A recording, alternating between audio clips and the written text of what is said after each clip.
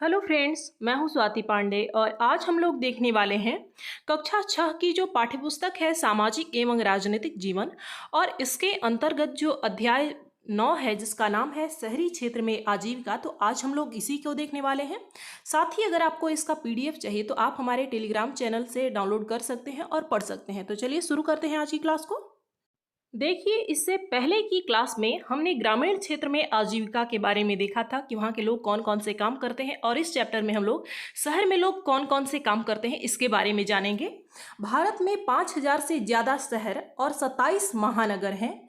चेन्नई, मुंबई, दिल्ली, कोलकाता जैसे प्रत्येक महानगर में 10 लाख से ज़्यादा लोग रहते हैं और काम करते हैं। यानी इन महानगरों में कितने लोग रहते हैं? 10 लाख से भी ज़्यादा लोग रहते हैं और वहाँ पर काम करते हैं। अब ये कौन कौन से काम करते हैं उनको जानेंगे। इसमें पहला है सड़कों पर काम करना। बड़े बड़े शहरों और महानगरों में कुछ लोग सड़कों के किनारे अपना सामान बेचते हैं, जैसे कि सब्जी बेचने वाले और फुटपाथ पर जैसे फूल बेचने वाले, छोटे खिलौने बेचने वाले, नाई, मोची तथा ठेलों पर कुछ सामान जैसे गोलगप्पे आदि बेचने वाले। ये लोग जो होते हैं वो स्वरोजगार में लगे हैं। इनका खुद का रोजगार होता है, खुद ही। उनको कोई दूसरा व्यक्ति रोजगार नहीं देता है। वो खुद के रोजगार के जो अपना वो काम कर रहे होते हैं उसके मालिक वो खुद हैं और उन्हें अपना काम खुद ही संभालना पड़ता है।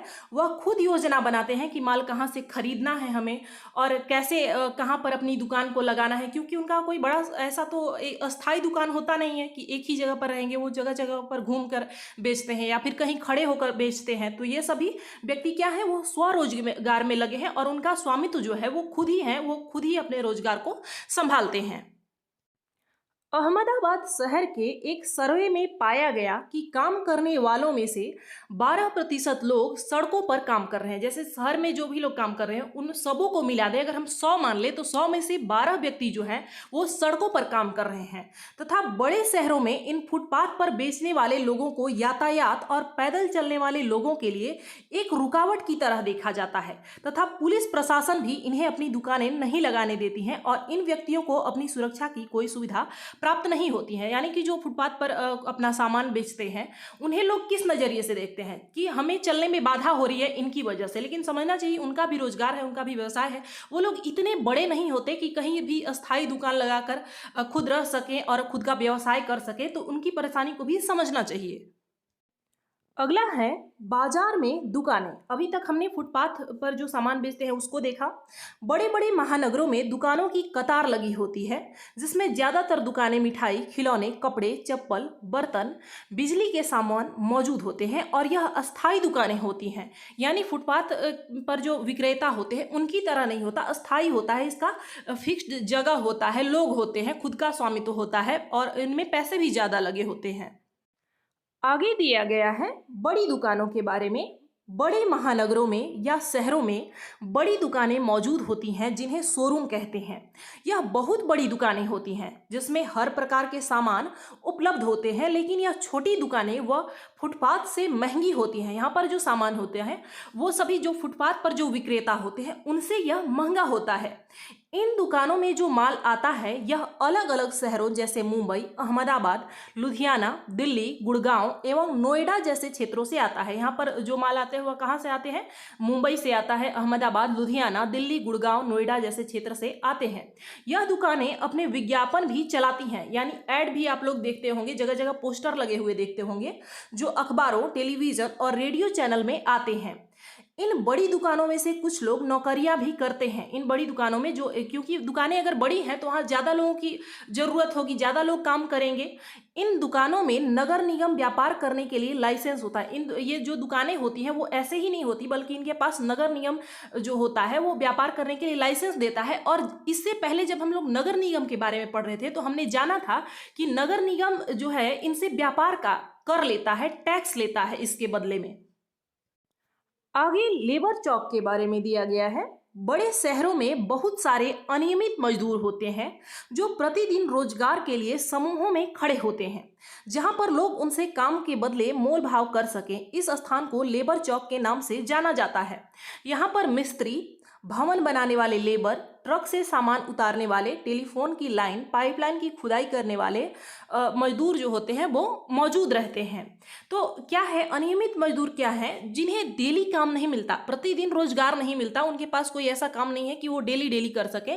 जैसे अगर दुकान की बात करें तो वहाँ पर जिसका दुकान है वो डेली जाता है, आता है, काम करता है, उसका फिक्स्ड होता है।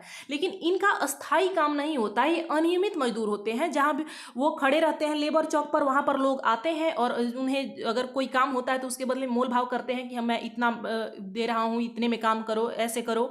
तो वो लोग जाते हैं और करते हैं, जिसे अच्छा लगता है, जिन्हें लगता है कि हाँ हमें करना चाहिए या फिर ये काम हमारे लायक है, जो जिस लायक होता है। कोई मिस्त्री है, कोई लेबर है जो कि कोई ट्रक से सामान उतार सकता है, कोई टेलीफोन की लाइन बना सकते हैं, तो अपने हिसाब से वो लोग काम करते हैं। इसे लेबर चौक कहा जाता है।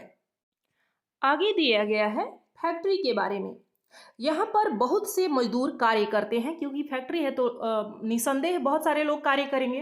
तथा फैक्ट्री के अंदर अलग अलग विभाग बने होते हैं, क्योंकि छोटा तो है नहीं, जहाँ पर 1000 तरीके का काम होता है, जहाँ पर 1000 लोग नौकरियाँ करते हैं। फैक्ट्रियों में बहुत से मजदूर अलग अलग प्रकार की मशीनों पर कार्य करते हैं।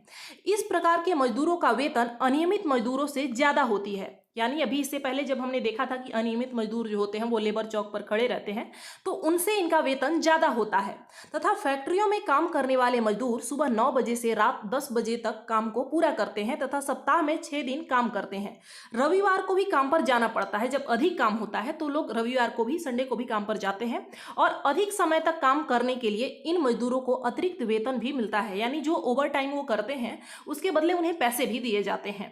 फैक्ट्रियों से तैयार माल को बड़े बड़े बाजारों में बेचा जाता है तथा विदेशों में भी भेजा जाता है, जिससे फैक्ट्रियां वर्ष भर काम करती रहती हैं। यानी वर्ष भर उनमें काम चलता ही रहता है, क्योंकि उनका कोई सीमित क्षेत्र नहीं है कि बस हमें यहीं तक भेजना है। वो उनके पास अगर माल ज़्यादा हुआ तो वो विदेशों में भी उसको भेजते हैं, वहाँ तक उनका व्यापार फैला होता है। अगला हेडिंग है दफ्तर, यानी जिसे हम लोग ऑफिस कहते हैं। शहरों में, महानगरों में बड़ी बड़ी कंपनियां होती हैं और इन कंपनियों को सुचारू रूप से चलाने के लिए बहुत सारे दफ्तर मौजूद होते हैं, क्योंकि काम भी बहुत ज़्यादा होता है। इन दफ्तरों में मैनेजर तथा सेल्समैन जैसे व्यक्ति कार्य करते हैं।